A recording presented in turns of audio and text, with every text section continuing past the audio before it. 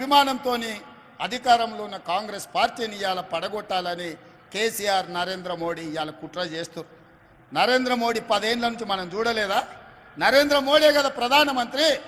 మనం పండించిన ఒడ్లు కొన్నాడా, కందులు కొన్నాడా, పసుపు కొన్నాడా, సోయాబీన్ కొన్నాడా, పత్తి కొన్నాడా, మిర్చి కొన్నాడా, మొక్కజొన్నలు కొన్నాడా?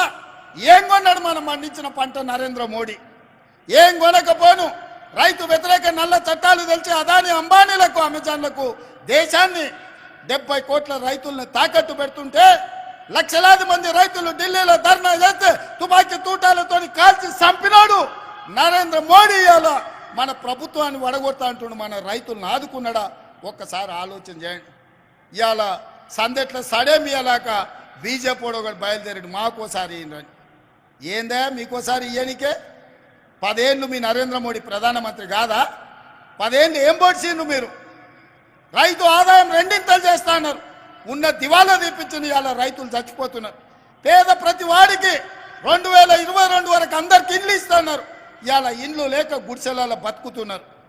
ఇవాళ ప్రతి పేదవాడి ఖాతాల స్విస్ బ్యాంకులో ఉన్న లక్షల కోట్ల రూపాయలు తెచ్చి 15 లక్షల రూపాయలు ప్రతి పేదవాడి ఖాతా వేస్తా అన్నాడు. సిల్లి గవర్నర్ని వేసిండా? ఏ మాట చెప్పి ఏ మాట నిలబెట్టుకున్నాడు నరేంద్ర మోడీ? సంవత్సరానికి 2 కోట్ల ఉద్యోగాలు ఇస్తా అన్నాడు. 10 ఏళ్ళు అయింది, 20 కోట్ల ఉద్యోగాలు ఇవ్వాలి. ఒకవేళ 20 కోట్ల ఉద్యోగాలు నరేంద్ర మోడీ ఇస్తే నా తెలంగాణకు 70 లక్షల ఉద్యోగాలు వస్తాయి. 30 లక్షల మంది నిరుద్యోగ యువకులు నమోదు చేయించుకొని రోడ్ల మీద తిరుగుతున్నారు. ఒక్కనికన్నా ఉద్యోగం ఇచ్చిండా నరేంద్ర మోడీ? ఇవాళ అమిత్ షా వచ్చిండంట. ఏం చేస్తావా తెలంగాణను?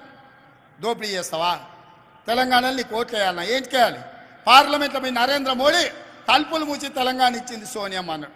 అవును, బరాబర్ తెలంగాణ రాష్ట్రాన్ని ఇవ్వాలని సోనియమ్మ కంకణం కట్టుకొని పార్లమెంట్లో తలుపులు మూసి లైవ్లు బంద్ చేసి తెలంగాణ రాష్ట్రం ఇచ్చింది సోనియమ్మ. తెలంగాణ రాష్ట్ర ఏర్పాటుని అవహేళిస్తున్న నరేంద్ర మోడీ తెలంగాణలో ఓట్లు ఎట్లా అడుగుతావని నేను అడుగుతున్నా. తెలంగాణ ప్రజల్ని అవమానించిన తెలంగాణ ప్రజలు ఓట్లేస్తారా? ఇవాళ వీళ్ళిద్దరు కలిసి చీకట్లో ఒప్పందం చేసుకొని వాడు 9 వీడో 4 ఎంపీ అభ్యర్థులను ప్రకటించారు. వాడు ప్రకటించిన దగ్గర వీడు ప్రకటించాడు, వీడు ప్రకటించిన దగ్గర వాడు ప్రకటించాడు. ఎందుకంటే ఎవరికి వాడు విడివిడిగా ప్రచారం చేసుకోవాలి, కాంగ్రెస్ పార్టీని దెబ్బతీయాలి. ఎంతసేపు చీకటి ఒప్పందాలే కేసీఆర్. పొద్దుటిపూట బయటకు వచ్చేది లేదు, ప్రజల్ని కలిసేది లేదు. ఇంకా కూడా సిగ్గు రాలే, మారలే, ఇంకా అట్లనే దొంగ బుద్ధే, వంకర బుద్ధే. ఎంతసేపు ఉన్న చీకటే మారాలి.